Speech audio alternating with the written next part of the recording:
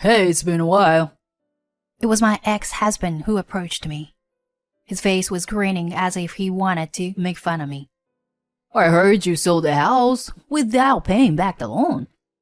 That's impossible with your income. How much debt do you owe now? I'm sure my ex-husband is going to laugh his head off when he hears my answer. But I'm sorry. It's not going away. That house sold for $200,000 when its value went up. My ex-husband's face turned pale when he heard my words. My name is Gina. My husband Louis and I have been married for 2 years. We met at a matchmaking party held by a dating agency, and I was invited by my friend to the party. I met Louis there. He was an office worker at a company, and is 2 years younger than me. I had been prioritizing my work, but my parents were worried about me and I started to look for a marriage partner. And he was the same way. His parents also said, "Don't you think it's time for you to get married?" So he joined this party.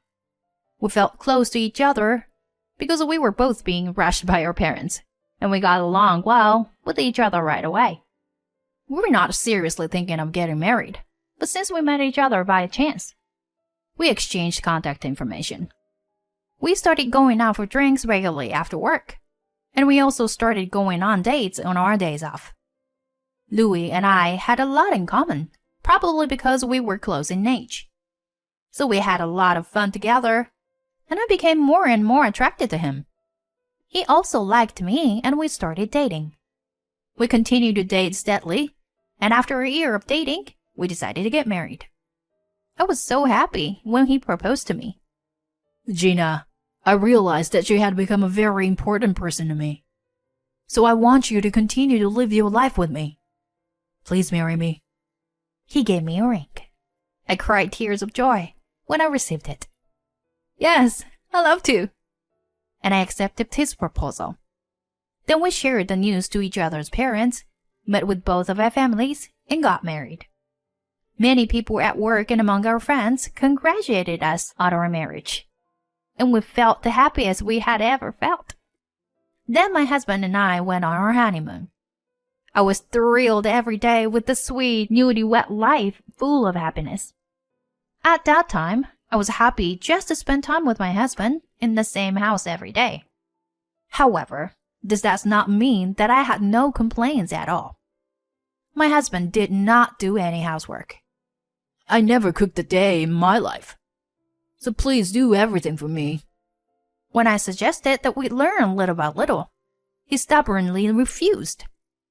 Seriously, I can't hold a knife well, and I don't know how to season food well. It will be faster if you do everything. Besides, I have a job and I work too. Our conditions are pretty much the same. It is true that I tend to come home a little earlier than him, but I still come home busy and tired. I wonder how it feels to have all the household chores done for me. I had such a complaint, but still I did not think of divorce. There are many families nowadays where the wife does all the housework, and it is important for a couple to accept each other's good points and bad points.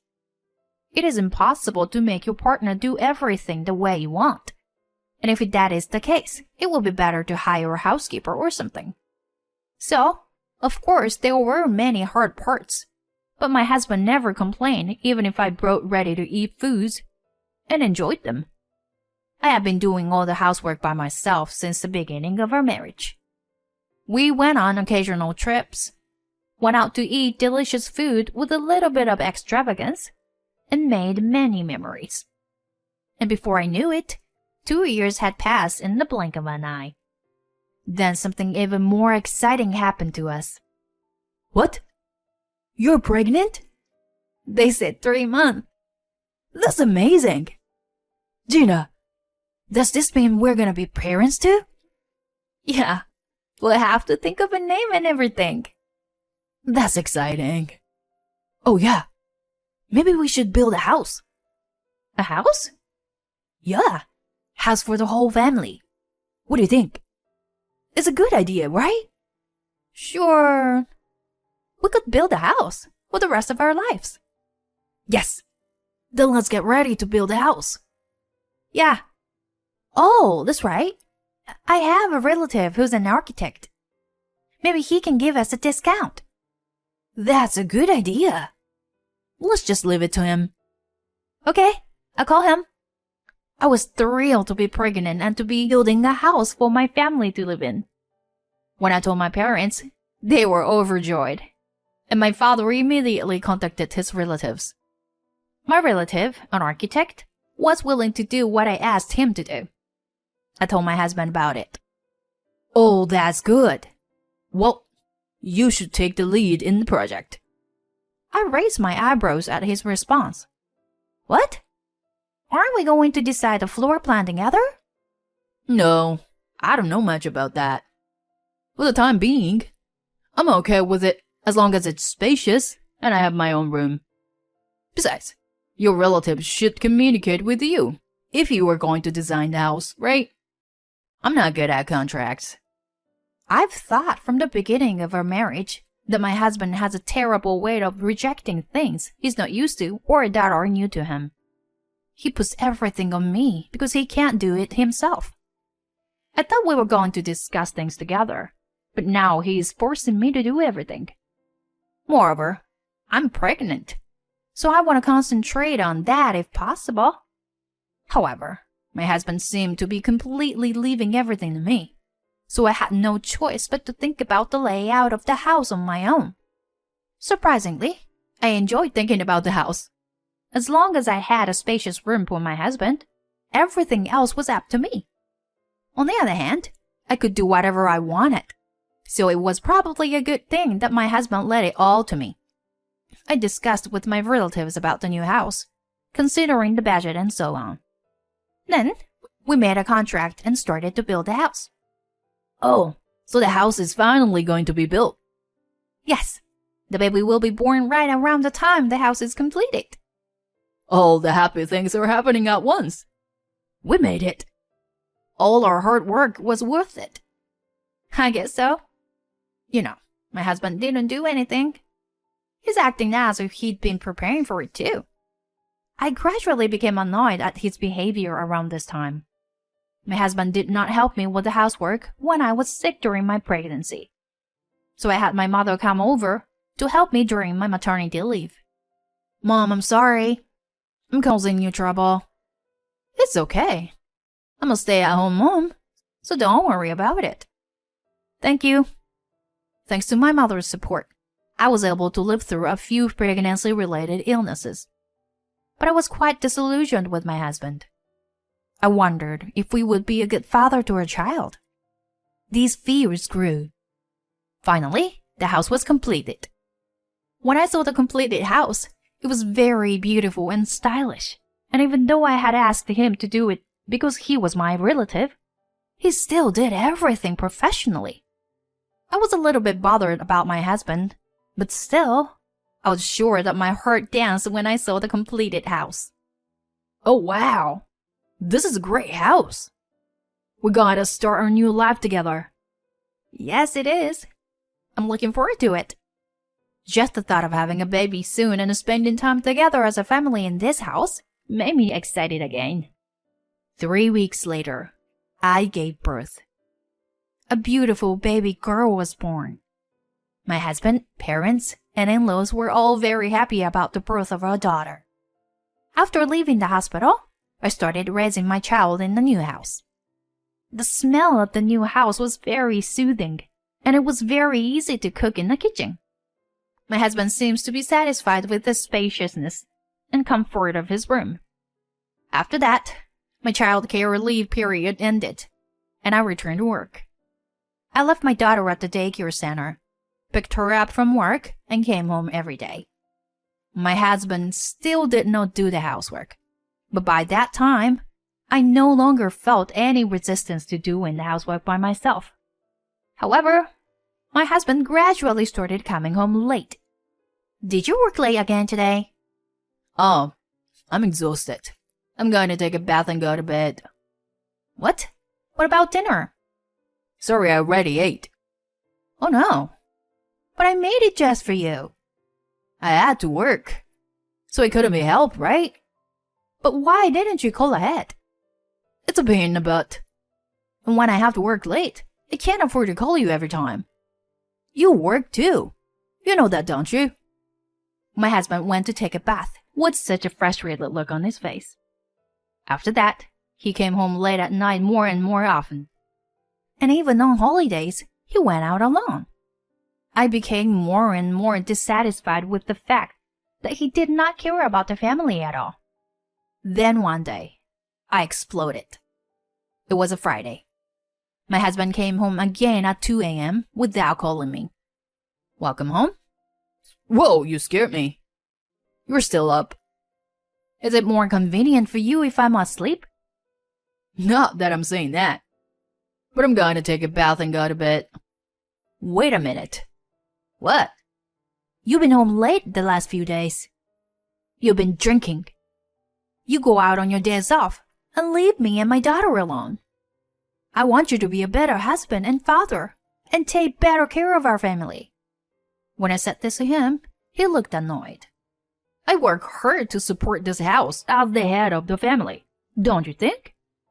Don't you dare to speak to me like that just because you're my wife. What was that supposed to mean? I work too, and I'm the only one who takes care of our kid. Huh? So what? That's a wife's job, right? That's an old-fashioned way of thinking. I just want you to think about our family, at least a little. Shut up. Don't tell me what to do. My husband got so mad that he went into his room. My daughter woke up and cried because of his yelling and anger, and I was forced to concentrate on caring for my daughter. But I'm sure that I was more angry than ever with my husband. I decided to go back to my parents' house for a while and pack clothes for about a week. The next morning, I took my daughter home early. My parents welcomed me warmly because I had explained the situation to them beforehand. It's a tough relationship between a husband and wife. But I do wish you would think about your family a little more. Well, forget all that for once and stretch your wings. I'll take care of the housework. My parents took care of me. It helped me to relax and concentrate on my work. I'm sure my husband will be thankful for me in a week. I left the house for such a long period of time because I wanted him to realize how much I took care of the housework. But I never heard from my husband during that time. I wonder if he was too stubborn to contact me. At any rate, I went home because I'd been bothering my parents for a week or more already.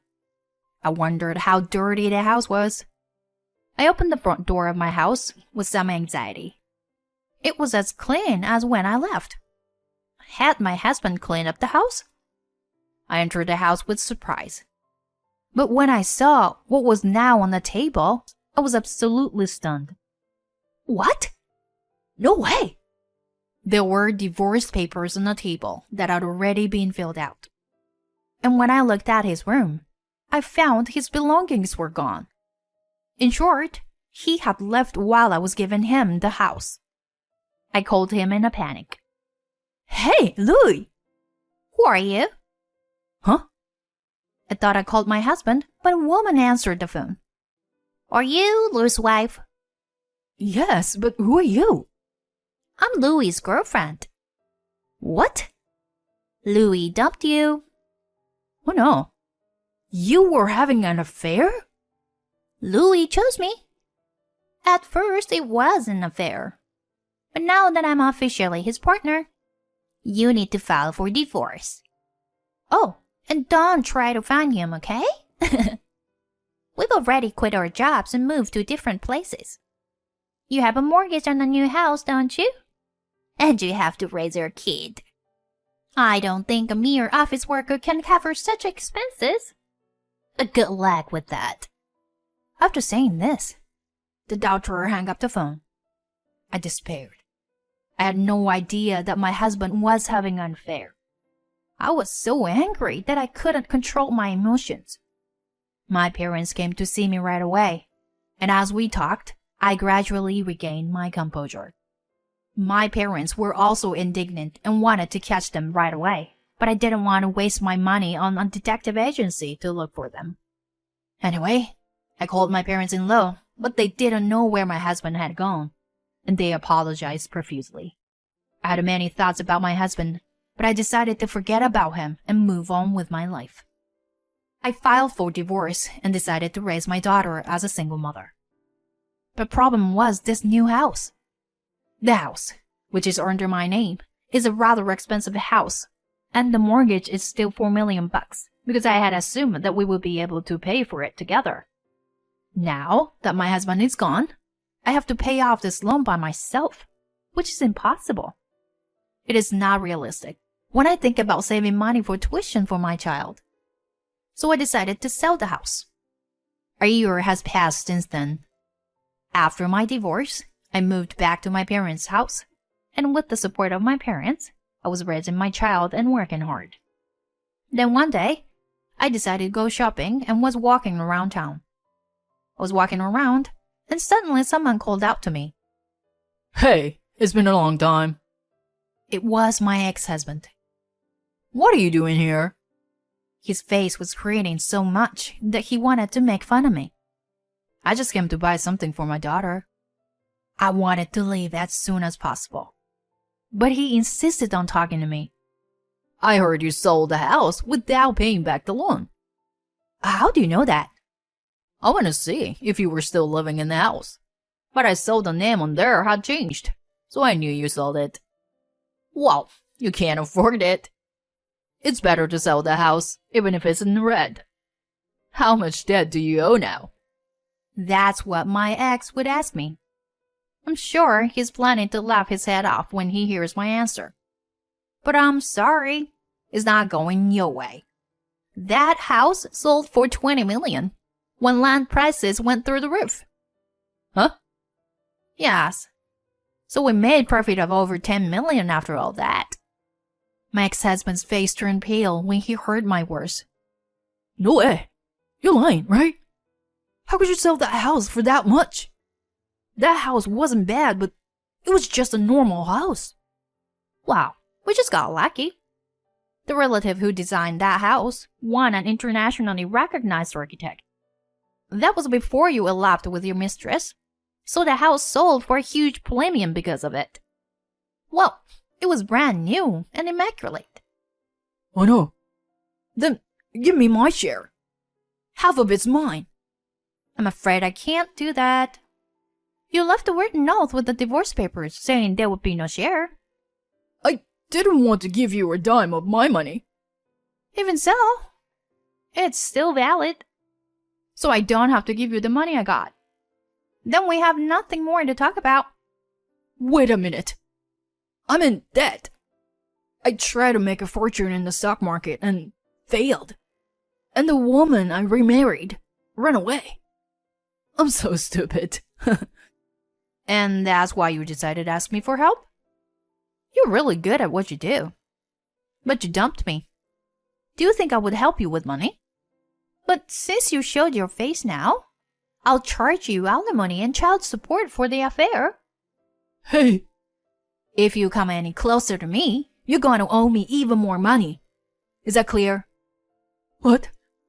If you don't like it, don't ever come near my family again. I told that to my ex-husband, and he ran away in fright. I don't expect to get any alimony from him anymore, but I'd rather not have him come close to me and cost me money now. So I taught him this so that he would never appear in front of me again. In fact, since then, my ex-husband has stopped showing up at all. Well, maybe he is so much in debt that he doesn't have any time to pay the bills. But I am already happy and prosperous enough without him, and I don't want to get involved with him anymore. I am going to live happily with my daughter who is growing up, and my parents, and I am going to do my best in my work every day.